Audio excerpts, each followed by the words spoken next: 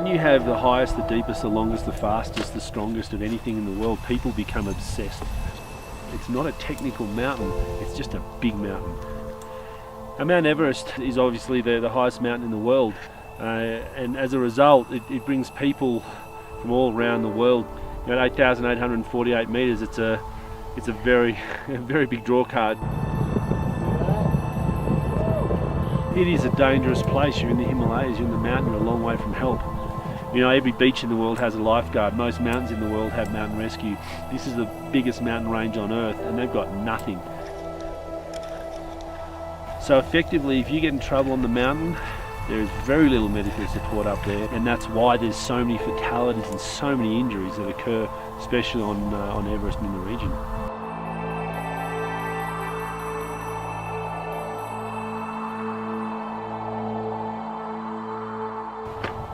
I set about trying to work out if it was possible to put a rescue team in place on Mount Everest that could also be used throughout the valley.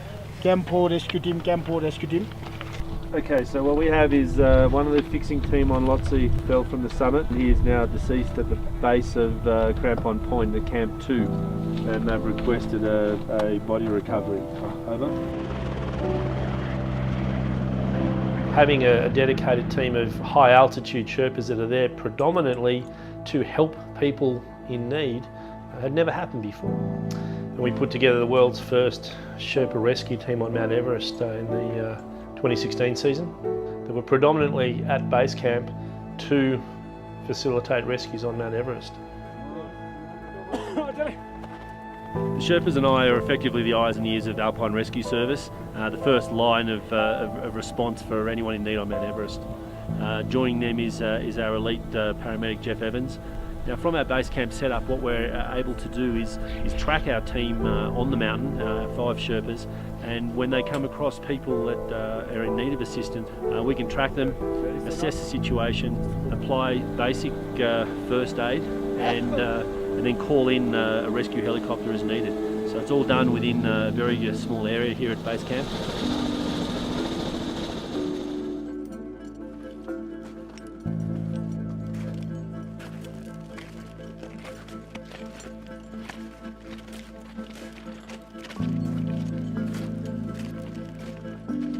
We had a call from quite a distressed Indian expedition that's high on the mountain. They are supposedly summited around 10 a.m. this morning. So they've been above 8,500 metres for a long time.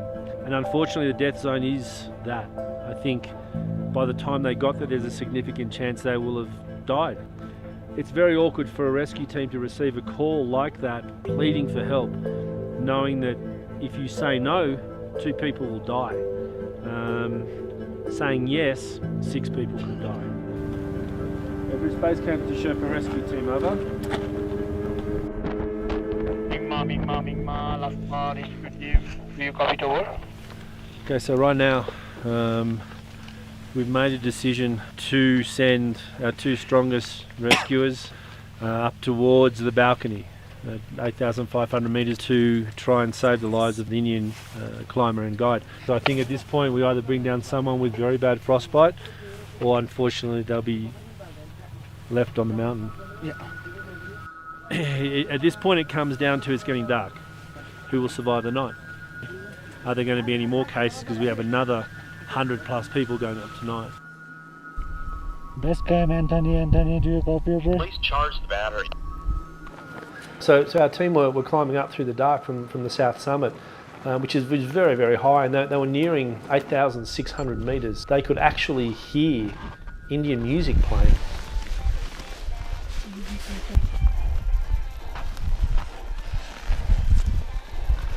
The boys found Chetna sitting there, listening to a radio. She was effectively sitting there, waiting to die. And Mingma went up to her and just gave her a bit of a shake. The body has actually basically started to shut down. She would have frostbite in all her extremities. So the only option they had was to bring Chetna down from 8,600 metres. After climbing for 16 hours, in their own fatigue state, on they call a short line. They then had very minimal time at Camp 4 to try and give her some fluids, some more oxygen, and then had to get her down to Lotsie face. A sheer vertical blue ice face with someone that really can't stand, hold anything or walk.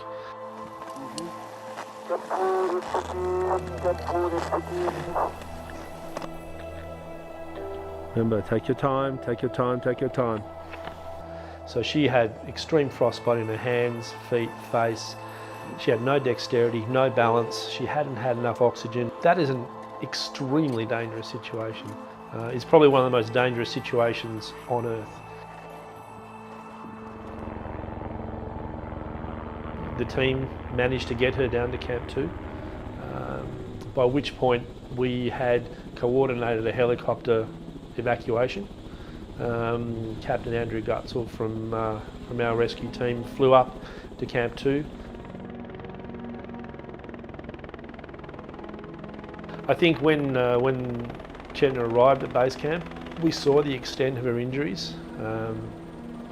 We knew that she'd probably lose her fingers, and her cheeks were very, very waxy and frostbitten. I think it was quite surreal for her. I think it took a significant amount of time for her to realise what had happened. 8 hours in the snow, me and my Sherpa. Yeah. And he took care of me a lot. You okay? You okay? When I was thinking, he told me that remember your daughter. Yeah. And he just wake me up. Ma'am, Saved please. your life. Yeah, he saved my Saved your life. life. Very unusual seeing our team so exhausted. You could see Mingma's eyes, there was nothing left. I've never seen Sherpas so exhausted. Everybody says I climbed Everest. Wrong. It is Sherpas who climb. Okay. It is Sherpas who take us to the The Everest. Sherpas are honestly the greatest human beings on the planet. And without it, there would be no summits Yeah. and a lot more deaths. We are all grateful. All grateful.